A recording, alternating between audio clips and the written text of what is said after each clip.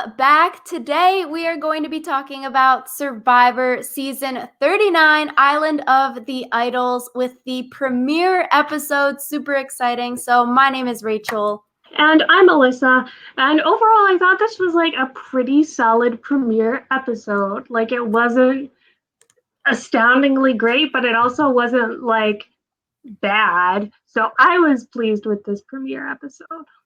Yeah, overall, I was just so surprised how our boot list, you need to watch our boot list video from last week. It was pretty much spot on from a lot of the people that we saw in the first episode. And I was like, wow, if Purple went to Tribal Council, maybe Jason would have gone. It looks like Nora is having an issue next week. And it's like, wow, these are the people that we said might be on the outs for the first vote. And then looks like they are causing some issues around camp. And so I was super surprised about how accurate the boot lists were from last week. Yeah, our comments about poker players not doing well in Survivor, poker players are still cursed. So if you're a professional poker player and you're hoping to get on Survivor, maybe reconsider your life choices. Yeah, especially Ronnie. We were like, oh, he has a punchable face. And apparently the rest of his tribe thought he was sneaky too. So first boot with Ronnie, I feel like I was not necessarily expecting that until we got to Tribal Council, but we'll get there when we go through chronologically the entire episode. And I think 90 minutes, I liked the 90-minute premiere episodes. I feel like a 1 hour, it's a little bit too short. I'm a little bit concerned, I feel like, for the normal 42-minute episodes come this week, because with 42 minutes, how are they going to have such a long Boston Rob Sandra episode? Like, sure, the Island of Idols was probably a longer segment this time because it was the first time and they have to explain everything and all of that, but it seems like it's going to take a lot of the episodes every week, which is sort of scary because we won't get to meet the 19 people that we have at camp. Yeah, I think what's going to end up happening is they're going to do the thing where they focus really heavily on the tribe that is going to Tribal Council, which means we're only going to get to see like half of the castaways in any given week. And it's possible that if the same tribe goes to Tribal Council several times in a row, we're only going to start seeing the castaways from the other tribe come like the merge, or when they like tribe switch or whatever, because that seems to be what they favor when they have more castaways, because they know that they can't give everyone equal screen time. So yeah, and I'm also concerned.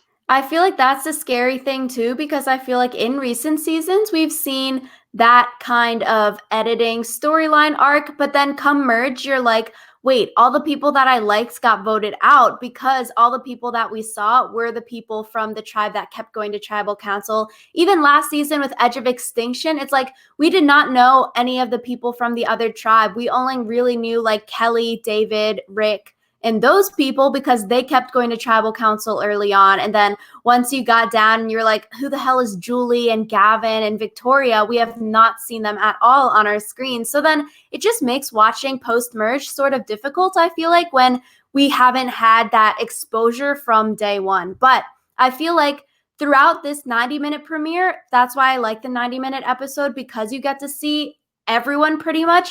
I feel like we just didn't really see much from Aaron this first episode. He was the one left out of the Ronnie vote, which I guess makes sense if he's left out of the vote. Dean barely talked, but we pretty much got one confessional from every single person this premiere episode, but I'm just a little nervous that that's not going to continue. Yeah, I think mostly we saw people. I feel like not everyone got name dropped, and I think the people who everyone else was talking about are the people that like the casual fan is going to remember more from this episode, because people are going to be able to remember like Elaine, and they're going to be able to remember Elizabeth, and they're going to be able to remember Jason, because they all got talked a lot about on their tribes. And since like they didn't have the opening segment or anything, that's really the only way that you're going to remember their names, unless they get a confessional and you remember to like look down at their name as they're giving their confessional. Yeah, and even when with the confessionals, sometimes it didn't have their name because when I rewatched the episode, I watched it 2 times speed and people would have a confessional. I was like, wait, what was their name again? And then it wouldn't come up. So then I had to like look up the cast photos. So it's just sort of difficult. Okay, I Um, thought that was happening, but then I was like, okay, maybe I'm just not watching it as like closely as I thought I was. So I'm glad that yeah. like there were times when they didn't actually put their names because otherwise I was like going insane. Yeah, I'm like, is this lazy editing that they're just not having the names? Especially first episode, I forgot what Janet's name was, and I feel like Janet's one of the ones you might remember more because she made the fire and she was doing really well at the immunity challenge, stuff like that. But taking notes, I was like, wait, what is her name again? And we did the cast assessment, we did a boot list. Imagine the people who are just meeting these people for the first time. Like, you're not gonna remember anyone's names, maybe their face come second episode. But yeah, something that you mentioned, we like Survivor is not doing that intro segment anymore, which I was also like, oh, I feel like that is that lazy editing or what? Why cut out that intro segment? I feel like you should have it at least the first episode so you can get to know the people, see their face, attach their name to the face, and then maybe for the rest of the episodes, just do the 10-second Survivor logo and then you transition into the show. But like, I don't know. I One get theory that I heard about that was that people were actually like analyzing the beginning segment for spoilers because they were like looking at who was wearing what color buffs, and if they switched which buff color they had, you knew that they at least made it to a tribe swap and blah blah blah blah blah. And people would do like micro analyses of the intro section, but that's still like not a good enough reason, in my opinion, to But like, like yeah, even not the in do that. yeah, even the intro sections, it's only from like one of the first 3 episodes I've noticed. Like even the first 5 minutes of this intro segment, or like of the TV show, not an intro segment, you could see Tommy was swimming in the water, and then the challenge this week wasn't in the water. So you know Tommy makes it at least this week kind of thing. And it's like intro segment, I feel like when they do it, they gotta keep it within the first 2 tribal council episodes because otherwise, like you're saying, you can totally analyze and do spoilers. And even during an commercial during the show this week, there was a spoiler of the tribe that went to tribal council. So I feel like the editing is just super, super sloppy. I'm like, you have a commercial within the whole airing of your TV show that ruins the rest of the episode. I was like, what the heck is this? Now I don't even need to watch the immunity challenge because we see who goes to tribal in the commercial break. Yeah, I'm wondering if it's maybe just like having 20 people is, I feel like having 18 people is already an overwhelming job for an editor because it's like that's 18 different stories that you have to try to tell. And then 20 people is even worse, especially if like you don't want to make it super duper obvious who goes home and stuff like that. So I feel kind of bad for the editors, but also I agree that this editing can get a little lazy. Yeah. And the 90-minute episodes, I was sort of like, oh, it's Wednesday, and now I have to wait till another Wednesday. After watching Australian Survivor, that's on Sunday, Monday, Tuesday, and they're all like 90-minute episodes, I honestly sort of prefer that kind of TV show airing method where, like, yes, you have 24 people on the tribe to start, but because the tribes, like, because you have longer episodes and it airs multiple times a week, you really get to know everyone. And I feel like that's something that I really like about the Australian version of this show because the editing is more fair because they have more time on the episode. So even though it's more people, it's more fair. So I feel like I miss that kind of style. I feel like maybe US Survivor can learn about it. Yeah, I think there's a balance though, because having three 90-minute episodes a week would make it a lot harder, I feel like, to get into Survivor. And I think that having only an hour once a week Yeah. is what makes it like kind of a widespread, easy to consume show. And it's like, yeah, you might not remember half the people from the beginning of the season, but at least you don't have to like tune in 3 nights a week. So I guess that's true. I feel like it depends. Big Brother does multiple times a week and people are super obsessed with it still. I feel like maybe it's something that they could try out, but it's also like, oh, with CBS, where are you getting that airtime and whatnot. But anyways, we need to actually talk about this episode. There was no marooning, and so I was sort of sad about that. Like, yes, okay, you want the castaways to guess and be super confused. What is Island of the Idols? Where was our marooning? All of that. But I like the marooning. I feel like it's something fun that you see at the beginning of the season, and everyone is sort of scrambling. You jump off boats, you do challenges, and I think it's a good intro to the season. And then not having the marooning, I don't know, it felt a little empty at the beginning of the episode. Yeah, it was kind of jarring, I feel like, for us as viewers, because like I hit play on the episode and then I switched to like a different tab because I can't watch it the night of because I have responsibilities now. Lame. But I like hit play and then I switched the tab because I was like waiting for Jeff Probst to like explain the whole marooning. And then I was like, wait, there's not a marooning. And literally, like, the first scene was them on the beach. So it's like jarring as a viewer. And I'm sure it was jarring as a player. So Yeah, I was like, oh, looks like we're into tribe dynamics now, where there's no jumping off boats or any kind of intro asking questions at the beginning. And then they did the asking questions of like, how are you feeling and all that jazz. Here's the theme at the immunity challenge. And then it just felt a little, I guess, like backwards kind of, because we've already met the 20 people and now you're doing the intros. Like, how are you feeling? Are you excited for the challenge? Are you ready for the season? But then it's like, oh, we already had 45 minutes of this. Like, just don't even ask them those questions then. yeah, because it's kind of like we already knew how they felt about not having the marooning because that was all they talked about for the first like 5 minutes. They're like, there's no marooning. What's happening? So Yeah. So, like I mentioned earlier, we also see in the beginning part of the episode Janet making fire. And I thought this was super, super cool. At first, I was like, oh, that seems a little risky because then you're putting a target on your back at first. But then also, I was like, oh, that's so interesting because I feel like Janet, this episode really dispelled that older woman stereotype. And then I thought it was really, really cool how she's just so badass. She's like, I know how to make fire, and she did it, and it worked out. If it didn't work out, that'd be a little like, oh, awkward, maybe not a good as move. But because it worked out, she hit the slingshot in the immunity challenge the first try. And so I feel like it's really good for Janet to do this stuff right at the beginning because with the older woman stereotype, I feel like those people usually get voted out early because they're seen as the liability or less strong. But I think Janet really, really proved herself this episode.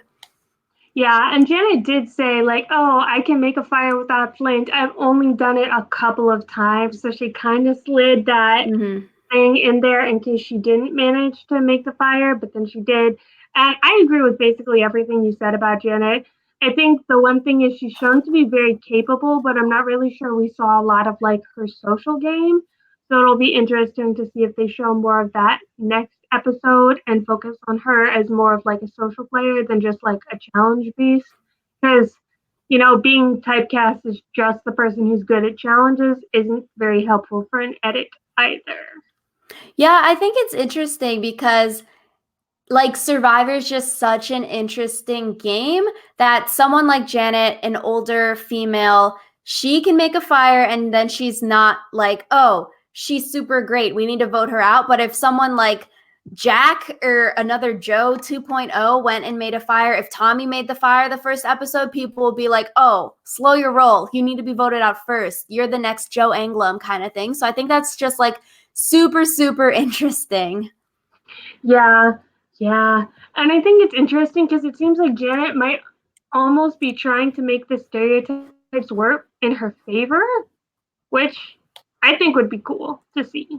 Like, and I think just the awareness that she has of those stereotypes is really great Mm-hmm. because I think sometimes when we make videos and we mention stuff like, oh, older women get voted out earlier, people are like, you're being sexist. That's not true. And it's like, statistically, empirically, that's true.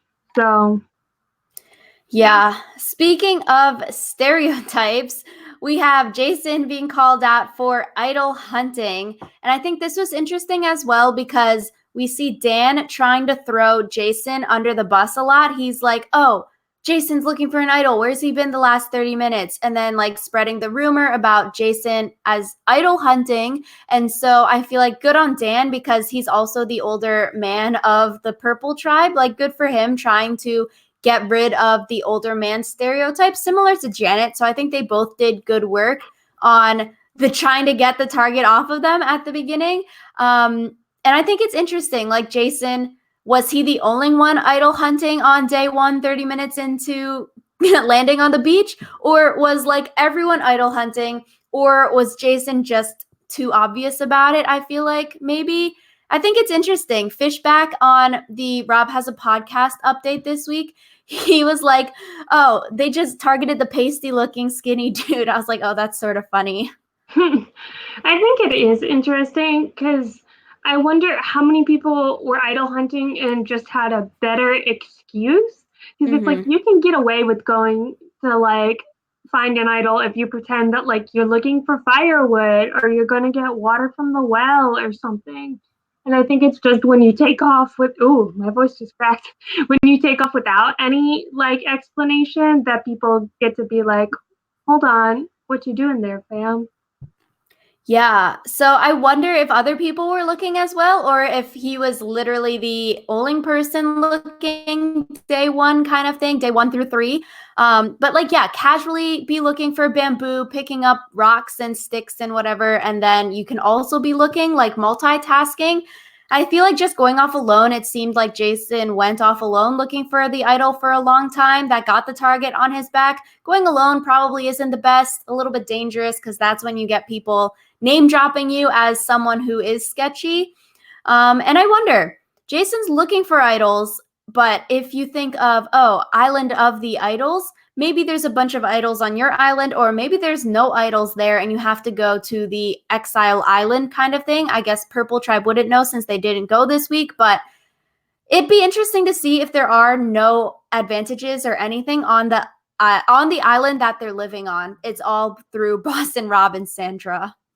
Yeah, I think it's almost impossible that they came onto a season that is Island of the Idols and people didn't immediately think that like, oh, this idol or this island is covered in idols. So I would be willing to bet everything that there was someone other than Jason who was looking for idols in the first 3 days and just didn't get called out on it, or they did get called out on it, but it wasn't like important to the overall Yeah. arc of the episode. But I kind of hope that what you're saying is true and there are no advantages except for the ones that Rob and Sandra give out. That would be Yeah, spicy. because if there's like, you can get idols just in a tree and you can also get idols through Boss and Rob and Sandra. I mean, yes, it could be oversaturated with advantages. Maybe not, though, if people don't ever win the duels between Boss and Rob and Sandra. But I don't know. I feel like that'd be something interesting to see in the next few episodes if idols are on the island or if it's all through going to the island of the idols, a tongue twister. Because, yeah, it's random who gets to go. And then you sort of add this other factor into the game of like, oh, you can only get an advantage if you go to this special place, which I mean, I guess they did in like Exile Island, Redemption Island, kind of those things where the stuff is only on the other place. But maybe it's unfair. I think it's different in this case because who's chosen to go to the island of the idols is random, or at least it was this week. And so I think that definitely makes it harder and makes me think that there is like idols and stuff on their home islands. Just Yeah. because randomly choosing someone means that like you can't strategically then be like, oh, we're gonna send this person to the island because then they can not look for an idol or whatever. Yeah, like So the strategy of sending one person every single week so that other people don't get the chance. Now, since it's random, pull a name out of the bag. Like, okay, now everyone gets a chance to go, which is cool. But also, then production can't really, we like you. Here's an idol falling out of the sky. Oh, it's in your bag. Wow, someone sent it to you. Or the bag that they pull the names from is opaque. So maybe all the names in there is only one name and there's not actually 10 names in there. And that's how they get us this season. yeah. But I do think it'll be interesting to see. Rob implied this episode that like the first like offer that they make you isn't the only offer that they're authorized to make you. So I think it'll be interesting to see who the first person is to ask Rob if he has a better offer, because I feel like a lot of these players won't be thinking to like question like, oh, can I get something better out of this, or can I get like a fairer duel? So yeah. Yeah, because I mean, I guess it's interesting if we talk about Island of the Idols now and then go back to the other tribe dynamic stuff.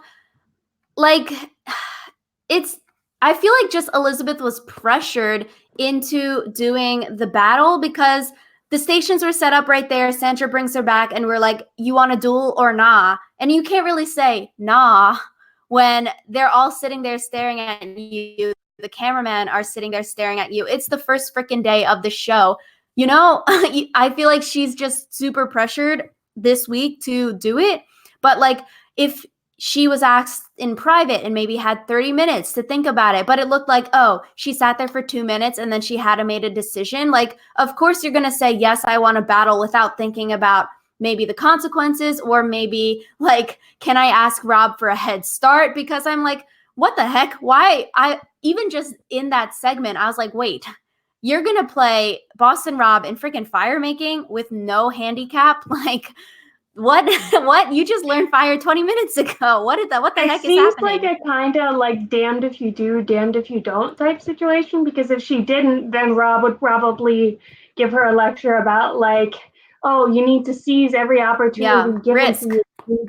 Yeah, like no risk, no reward. And so I feel like it's one of those things where they have a lesson that they want to teach her if she loses, but they also want to have a lesson to teach her if she wins, and they want to have a lesson to teach her if she abstains. So it's kind Mm-hmm. of like you're never going to be able to do something in the Island of the Idols without Rob and Sandra telling you you did something wrong, I think.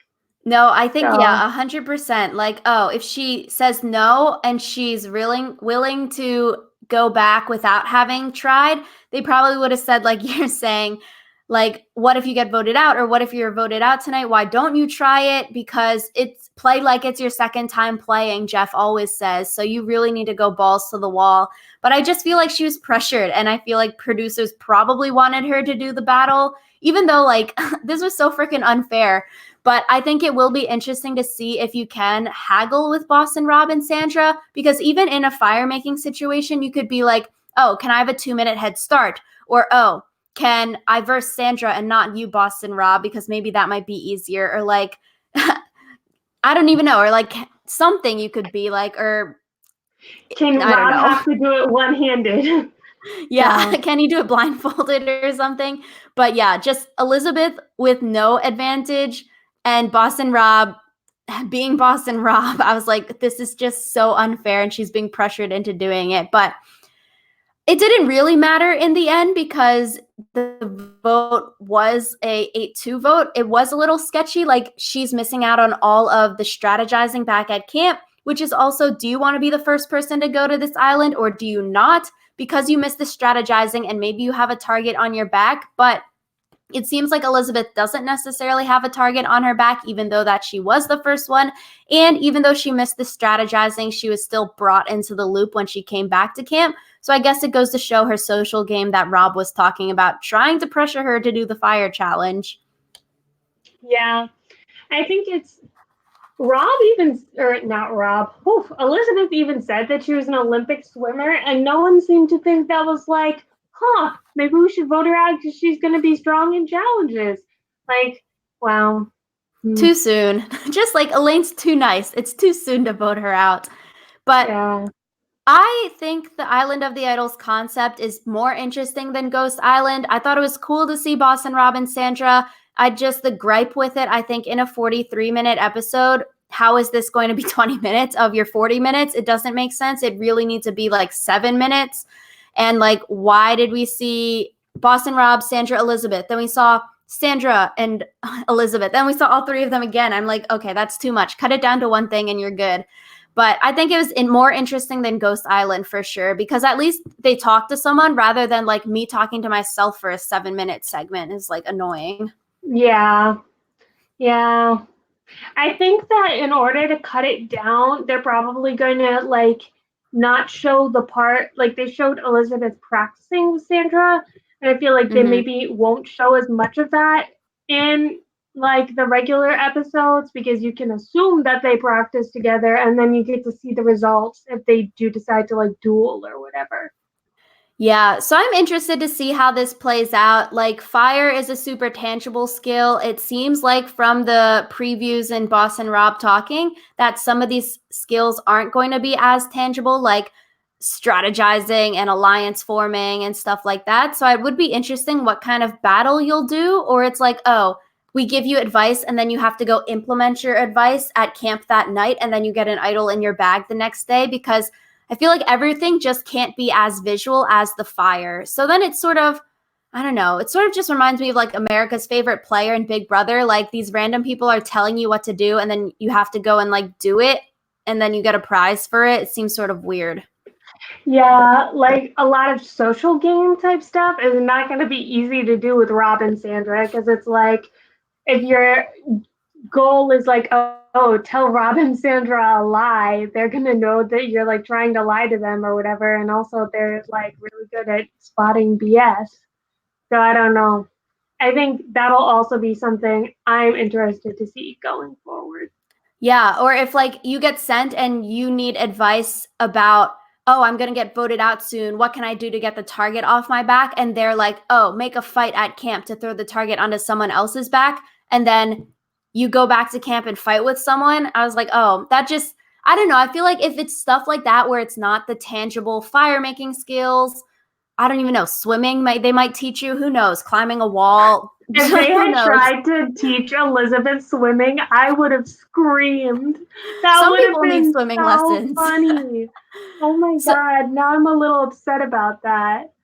but then, right, it just seems sort of gimmicky. Like these random, super survivor players are telling you what to do. It's sort of adding this extra invisible hand into the game that's like controlling stuff. And it's not the actual players necessarily doing stuff on their own. So I feel like something like that could really interfere with the game. But I like the tangible stuff. It's more visual than I'm going to teach you how to build an alliance today, John. Yeah. Do we want to talk about Elizabeth's return from Island of the Idols before we switch to the other tribe? Yeah, let's do that. So that's a hot topic. Let us know in the comments if you are pro Elizabeth lying about what the Island of the Idols was, or if you are against Elizabeth lying about what the Island of the Idols is. And I feel like it can go either way. I think this point will be very, very interesting to see come up in the next few episodes when more people are going to this island. I think pro for Elizabeth keeping it a secret, only one person is going every single 3 days ish from what we've seen on this episode so far. It looks like she picked a name for Purple for next week. So Purple's going to go no matter if they lose the immunity challenge or not. I think that'll be interesting to see as well. Like, can Orange, if they lose again, go back again and they just pick a name like they did this week? But like, I think pro for her not saying anything is that she has knowledge about the game, and that's always something that's good. You know something that other people don't. Con is people are going to go in the next few days, and if they tell their tribe the truth, then you're like, oh wait, the gig is up, kind of thing. But if the other person from the tribe also lies about it, or like it's Orange again and they've already heard what Elizabeth says and they know that it's Rob and Sandra and not a Ghost Island kind of gig that she was saying, which I thought her lie was really good. It's very believable, but then maybe those two could bond and they have a little secret within one another and they could be aligned because they've both gone there and then they both lied about it. I think there are two things about this that I was kind of confused about. One, why didn't she like ask Rob and Sandra for advice about what to tell her tribe mates about the island? Like you have Maybe two of she the did and it was cut. I'm just saying, if you have two of the best survivor players of all time at your disposal and you're a bad liar, why not ask them, like, hey, I don't think I want to tell my tribe mates about this island because knowledge is power. Can you help me come up with a good lie? And then B, why didn't she like fess up to not having a vote and then like say, oh, one of the urns is neutral, one of the urns lets you like play a game, and one of the urns makes you lose a vote?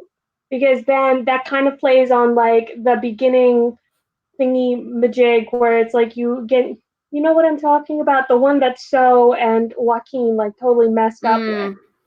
And so it's kind of like that sort of thing where there's a risk and a reward to doing it. And I feel like that would make it even more believable that it was like a Ghost Island type shtick.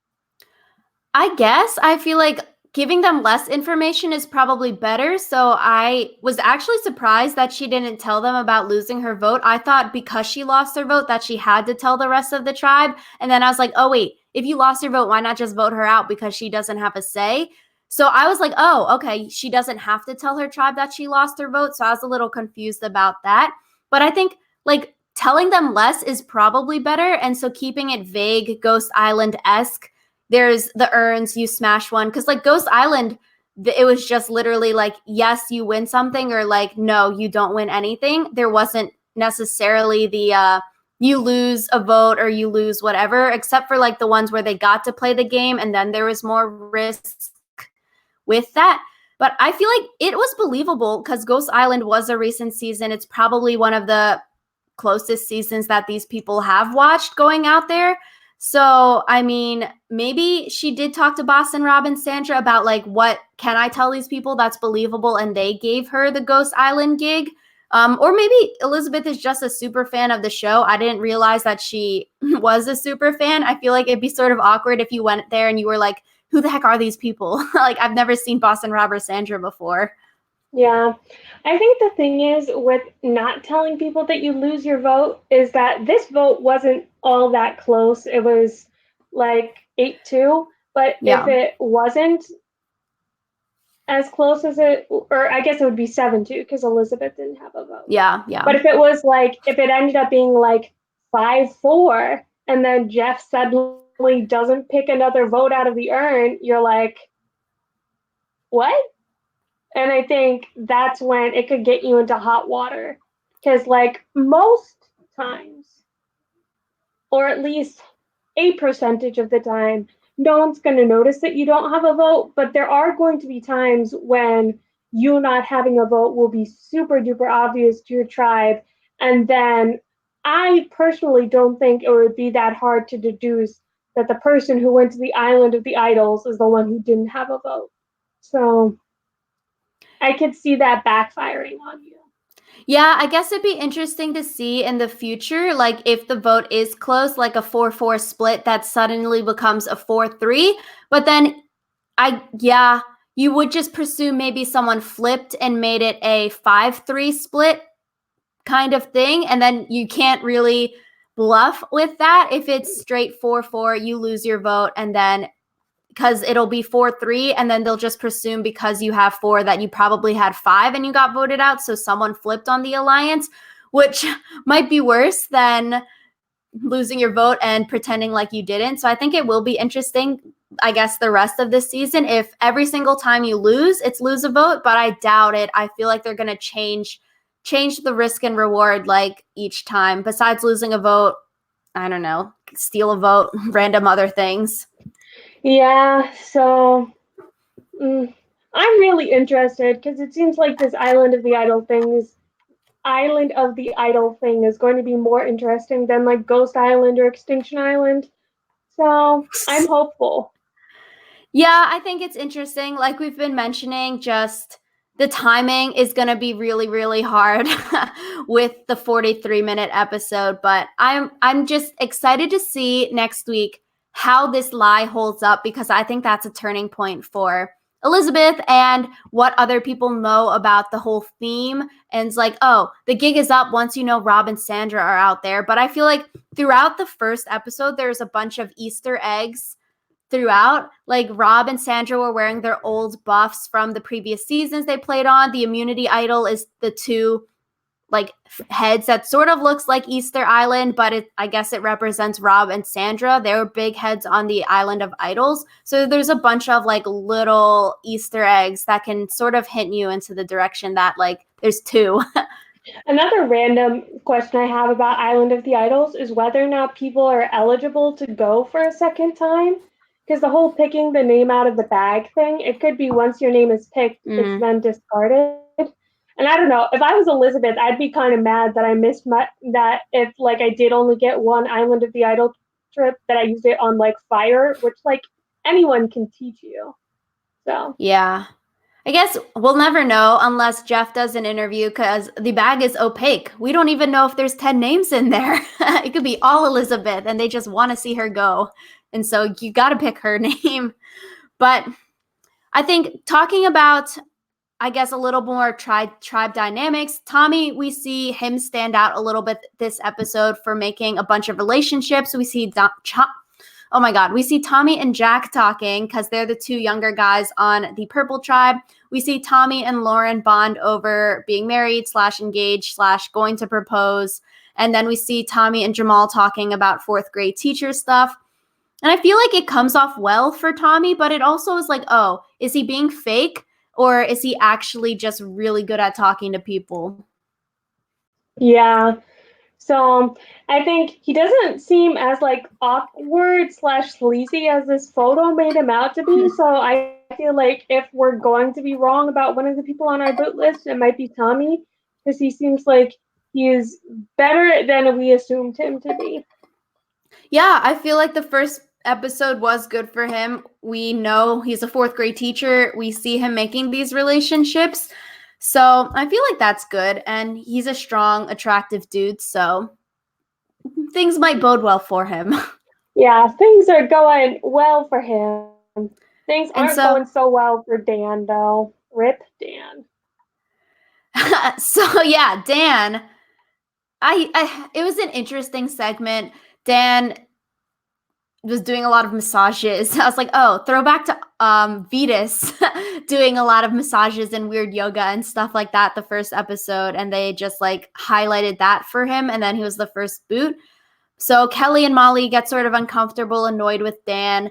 And it's like, yeah, a little weird. You know, you don't really know the dude and he's like touching you and like everyone's half naked all the time. I could see that. And I guess I'm glad they talked about it. I thought that was interesting. And so I would be intrigued to know like what the outcome of this is. Like, can Dan fix himself or is this like a permanent mark against him and he's going to be voted out soon because people are uncomfortable with him?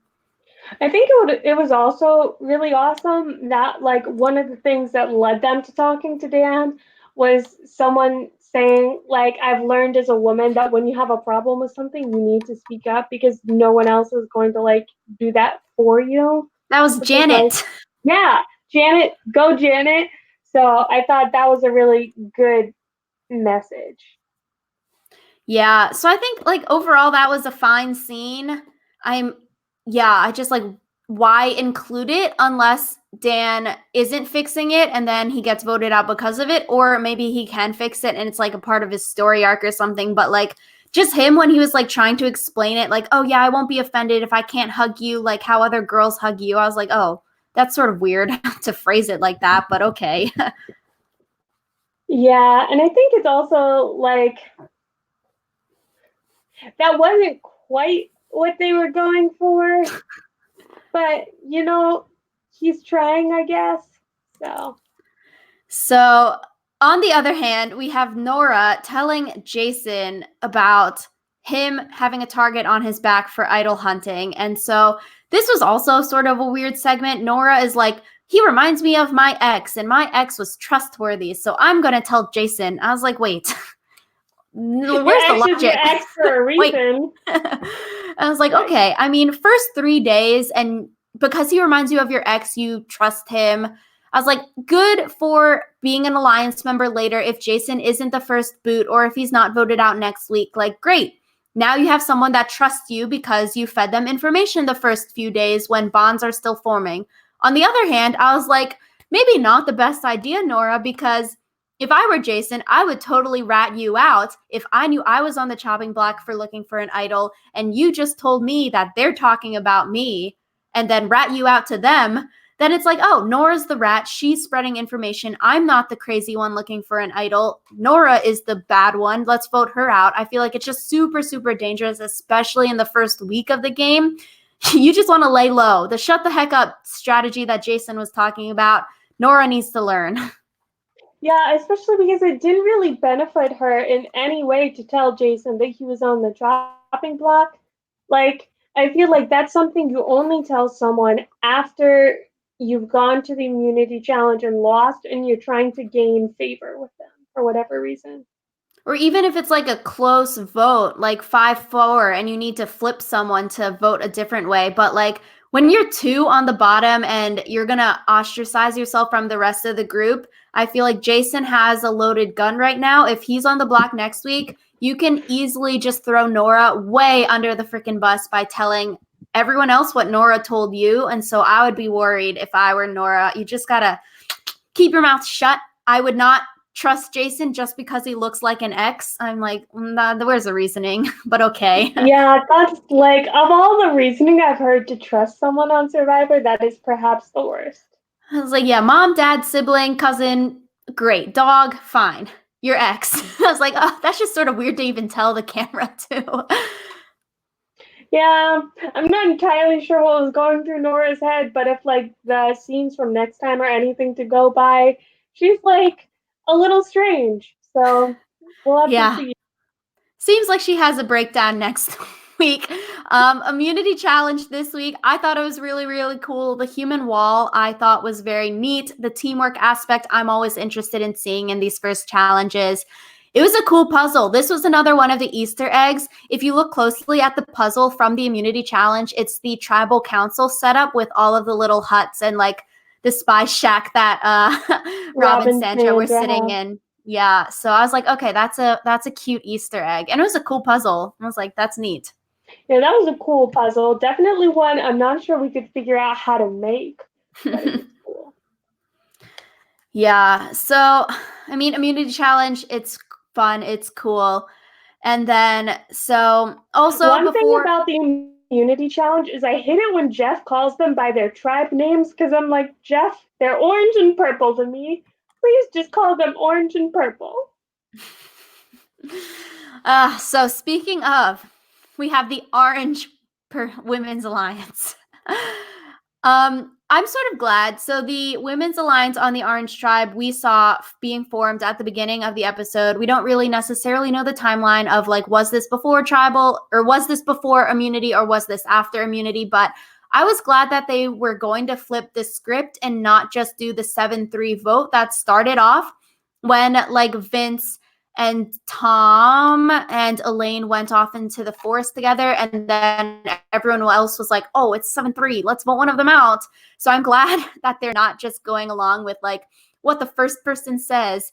And so even if the Women's Alliance doesn't last because it was formed so early, I think it's something that you can have in the back of your mind, and maybe it influenced their vote to keep Elaine this week. And I think that's just interesting because, like they were saying, we don't necessarily see the women's alliances ever work out that well. Yeah. I thought it was cool because it ended up being 7-3 in kind of a different way with the five women Mm-hmm. and then the addition of Tom and Vince from like Elaine's little alliance. So yeah, I thought that was cool how, like you said, the 7-3, they didn't just go with immediately the first vote that they could have gone with, which I think is sometimes the temptation when you're going to your first tribal because you don't want it to be you. So as soon as someone throws out a name that's not you, you're like, yes, let's do that. Yeah, because that's the easy vote. We saw it last season when they're like, oh, Reem and Wendy and Keith, they're all swimming. Oh, there's 7 of us here right now. Let's vote them out. Bop, bop, bop. Bye. And so, yeah, I'm glad, like, it's super easy to just be like, oh, that person's different. Let's vote them out.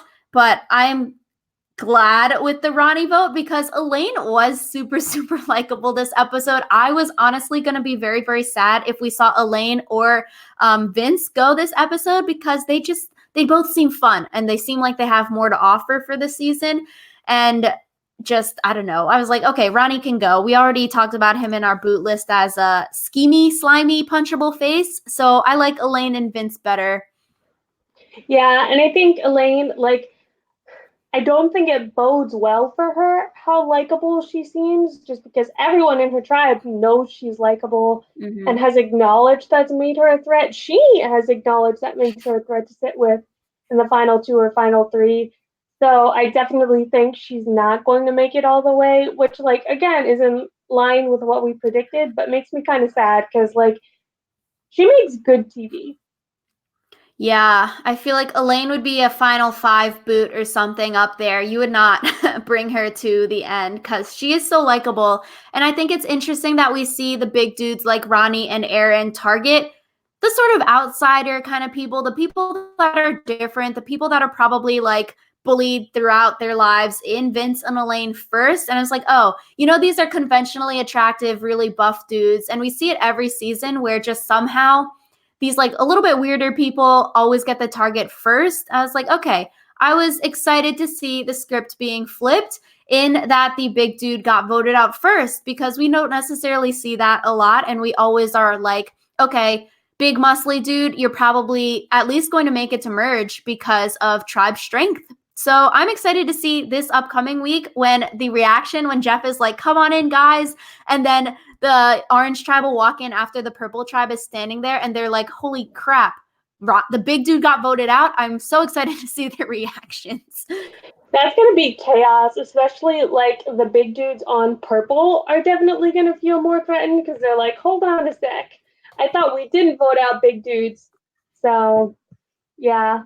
I like it when the status quo is changed because then things get shaken. Yeah, and I think Elaine was like semi crying at tribal council. Vince was semi crying at tribal council. I was like, oh, which way is this going to go? And then we didn't really get a clue that Ronnie was going to be voted out until he started listing all of his jobs. After the first three, I was like, wait, why is this scene still going? And then he Why lists is off he like still 10. talking? And then now everyone's just doing the Debbie slash Ronnie memes of like all the random ass jobs that he's worked. I was like, wait, why is this 30 seconds of him listing the jobs? And then I'm like, oh, this is downhill for Ronnie. They would have not kept that clip in if he was staying tonight. Yeah. It was his last hurrah listing all of the jobs that he's had. I guess it makes him memorable because there's a lot of memes on the internet now about like him and Debbie and like I think Josh Wigler or someone had an article like sort of poking fun at Ronnie. And then for at the end of the list, it was like, yeah, he works with Debbie on the side. He was also part of Philip Shepard's like Toys R Us alliance, but it was a Stealth R Us alliance on the side. I was like, okay, that's funny. Yeah. But at Tribal, I enjoyed seeing the Boston Rob and Sandra talking. I think if there's just too many clips of them always commentating about what's happening at Tribal, it could be definitely too much. But their little interspurts here and there, it was interesting because I think they're saying what like the people watching are thinking. Like, why are they all crying? Was it this emotional? Sandra's like, F no, it's not this emotional kind of thing. So I think it's interesting. Yeah, it's kind of nice because, like you said, it's almost like we as a viewer have a voice. We're like saying like our frustrations or whatever. Because there are some tribal councils where you're just like, "Are you serious?" And I feel like having Rob and Sandra say that would be really funny. So, like you said, I hope it doesn't get too intense. But yeah. Yeah, I want to know what Boston Rob and Sandra do all day.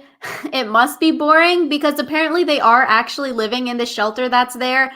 And I was thinking maybe they go to a hotel on their free time, but from an article that I was reading, like they practice what they're going to say to the people coming to the island and they'll sort of work through what's going to happen and the play by play and what they're going to say to the people. And that's what they do every day, all day kind of thing. But it must be boring because they don't do any challenges. They get to go to tribal every 3 days and you have one day where you talk to a person. for an hour or two. Where's all the rest of the time? They just spend a lot of time talking to each other. I was like, damn, that's gotta be rough. So I'm excited for this next week. Looks like Nora is having a blow up. Let us know in the comments down below what you all thought of this premiere episode of Survivor Season 39. If you liked the episode, if you disliked the episode, what you're thinking for the Island of the Idols. Was Elizabeth right or wrong in lying to the rest of her tribe? There's just so much to unpack here. Yeah, and we're super excited and interested to hear all of y'all's opinions because, we're only two people. We only have two opinions. So, yeah, we'll see you guys next week when we'll be doing another podcast. Bye. Bye.